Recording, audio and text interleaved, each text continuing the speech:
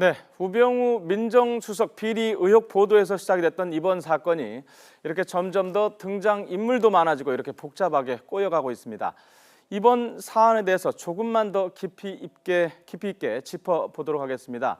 김영준 명지대학교 정치학과 교수 스튜디오에 나와 계십니다. 안녕하세요. 네, 안녕하세요. 예, 조금 전에 앵커도 얘기를 했지만은 조선일보의 우병우 수석 처가 부동산 매각 의혹 보도로 시작이 됐던 청와대 그리고 이 갈등이 대충돌 양상으로 좀 가고 있거든요. 그래서 많은 분들이 의아해하고 있어요. 청와대와 조선일보가 이렇게 부딪혔다, 충돌을 했다. 이게 어떻게 보시는 겁니까, 이걸? 일단 청와대와 조선일보 이전에 보수 정부와 보수 언론의 충돌은 이례적인 거거든요. 그러니까요. 예. 그래서 처음에 이 문제가 나왔을 때 가장 많이 제기됐었던 문제가 보수 위기론이라는 것이 나왔었어요. 예. 이런 상태로 가면은 결국은 정권은 넘어간다. 네. 그러니까 진보로 넘어갈 경우 보수가 대위기를 맞고 이런 그 부분을 빨리빨리 매듭을 지켜내지 않으면은 네. 어렵다라는 상황 속에서 조선일보가 총대를 메고 보수 위기론을 타파하자라는 그런 거로 시작을 했다고 봤는데 네. 실은 그게 아니라 진행 과정을 보면 예. 청와대는 결국은 이것은 사적 감정에 의해서 우병우 개인이 아니라 정권을 흔드는 것이다라고 하는 네. 그런 식의 인식이 이제 강하게 작동이 됐고요. 예. 또 마지막으로는 이렇게 불거진 이유는 어떤 임계치 이론이 있는데요. 네. 이게 처음에는 보수 언론이 결국은 제의를 했지만 네. 이게 점점 시간이 흐르면서 다른 언론들이 전부 다 이 문제와 관련돼서 네. 참여를 할 수밖에 없는. 그러니까 다시 얘기하면 정권 대 언론의 그런 그 게임으로 변화된 것이죠. 예. 그러니까 통상적으로 보면 이 사건 같은 경우는 우리가 상식적으로 보면 어느 선에서 빨리 청와대가 우병우 수석에 대한 사퇴를 네. 할 것이다라고 예측을 했는데 네, 그렇지 않았죠. 그 예측이 안 예. 했던 것이죠. 그러다 네. 보니까 자연스럽게 이게 정권 대 언론의 싸움으로 바뀌면서 장기화되는 그런 양상을 보이고 있는 것 같습니다. 예. 조금 전에도 좀 언급이 됐었는데 이번 청와대와 조선일보 간의 충돌이 다음 대선과 관련한 약간 뭐 어떤 권력 게임 양상도 좀 있는 거 아니냐라는 말까지 나오고 있단 말이에요. 그동안 대한민국에서 뭐 네. 언론, 특히 대언론들이 권력을 창출한다는 말까지 있었었어요. 네. 그러니까 다시 얘기해서 굉장히 첨예하게 대립되는 구도 속에서 보수 언론이 결국은 보수 후보를 지지하고 네. 결국은 진보 언론들이 진보 후보를 하면서 네. 결국은 이제 충돌이 있었는데 이것도 이제 그런 시각에서 처음에 특히 이제 4.13 참패하지 않았습니까? 예. 이걸 이런 식으로도 가져갈 경우는 결국은 정권이 넘어가지 않겠느냐라고 하는 보수 언론들이 갖고 있는 위기감이 작동됐다고 봤는데 네. 이 전개 상황을 보면은 꼭 그게 그런 것 같지는 않습니다. 그러니까 여러 가지 지금 송영 주필 문제를 포함해서 네. 다른 맞아 등장인물들이 많아지지 않습니까? 그렇습니다. 예. 그러니까 이러다 보니까 지금 청와대는 이런 표현을 썼어요.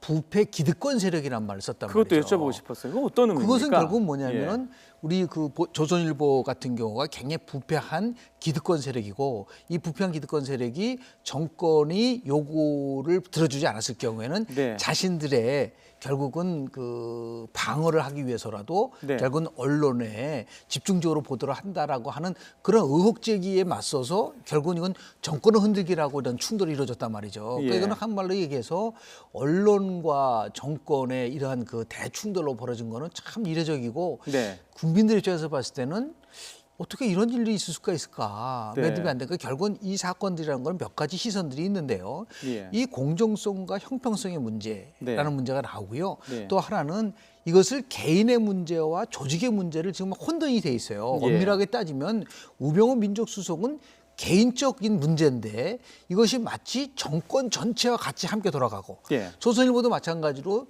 이 주필의 문제가 조선일보 개인의 문제가. 전체의 문제를 가지고 집단 대 예. 집단의 개인과 개인의 문제가 집단 대 집단의 이러한 그 충돌로 벌어지고 있기 때문에 그래서 상당히 네. 혼돈스럽고 네. 이 문제를 빨리 매듭을 지지 않으면 결국은 우리 후반기 예. 특히 이제 정권 1년 6개월 정도 남았는데요. 네. 마무리하는 데서도 엄청난 소모적인 소모적 그래서 다시 논쟁들. 얘기해서 예.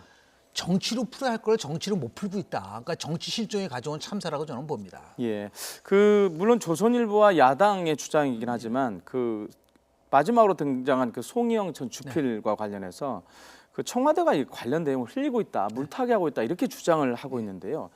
뭐 양쪽이 다 물타기 하고 있다고 지금 그런 얘기도 나오고 있는데 어떻게 보십니까? 가장 그러한 것에 대한 의혹 제기는 새누리당의 현역 의원이 네. 굉장히 접하기 어려운 정보를 가지고 폭로를 하는 구체적으로. 부분들이 있지 않습니까? 구체적으로. 예. 그러니까 당과 청와대가 이 계획하고 있는 게 아니냐라는 의심을 받게 할 수 있는 부분들이 나와요. 그러니까 네. 예를 들어서 삼성 현역 의원이 발표를 하면 곧이어서 청와대가 그것을 지원하는 형태로 가다 보니까 이제 야당에서는 저건 분명히 청와대 기획서를 나오는 것이고 예. 더 나아가서 청와대 입장에서 봤을 때는 사실을 얘기할 뿐이다라고 예. 얘기하는. 그래서 이 문제를 풀라고 한다면 저는 뭐 김진태 의원이 그 얘기한 내용에 대해서 추천을 명쾌하게 밝히고 네. 그리고 더 나아가서 국민들이 납득할 수 있는 수준에서의 형평성 차원에서 수사가 이루어지지 않으면 저는 결과가 나오더라도 네. 참 납득하기 어려운 문제가 있을 수 있고요. 네. 더 나아가서 안타까운 것은 지금 경제가 대위기거든요. 이런 문제를 계속 가져가게 되면 4차 산업혁명의 시대라든지 아니면 우리 노동개혁 문제라든지 이 모든 게 다 네. 지금 올스톱이 되기 때문에 네. 만시지탄의 감은 있지만 빨리 매듭을 짓지 않으면 나라 전체가 위기에 빠질 수 있는 위험한 요소라고 저는 볼 수 있습니다. 제가 그 질문을 사실은 마지막 네네. 질문으로 준비를 했는데 드릴게요.